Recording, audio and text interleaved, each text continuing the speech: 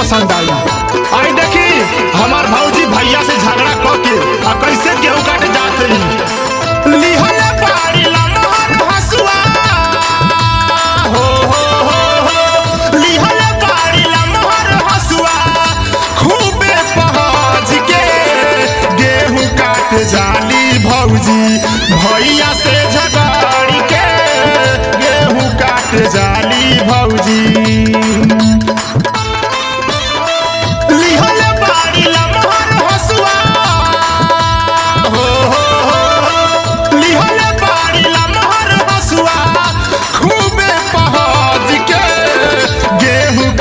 जाली भौजी भैया से झगड़ के गेहूं काट जाली भौजी भैया से झगड़ के। गिरिजी गोविंद भैया अरे चैता हो अब है तो खाऊ दे जी के का हो दे जी ये होई अरे बाबू सुधार जो भौजी गेहूं काटे जाली भैया से लड़ के ना भौजी गेहूं भैया से लड़ के ना। साड़ी खूटिया वाली ऐसा लौकता खजाना लौकता खजाना हो लौकता खजाना। अरे काहे भौजी यही तरह देखो अरे देवरा सन के टोली हो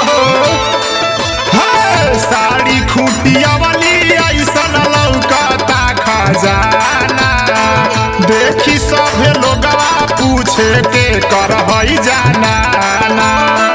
भैया कहे खूटी हो भैया कहे खूटी गड़े नाम दम के गेहूं काट जाली भौजी भैया से झगड़ के गेहूं काट जाली भौजी भैया से झगड़ के।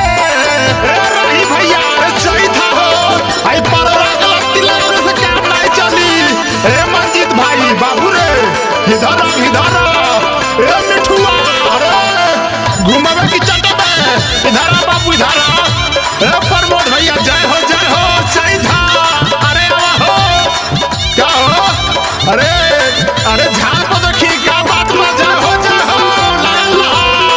अरे बंजू अरे चमकैले रहा गिरी गोविंद जी के चालना सोहाला चालना सोहाला हो चालना सोहाला।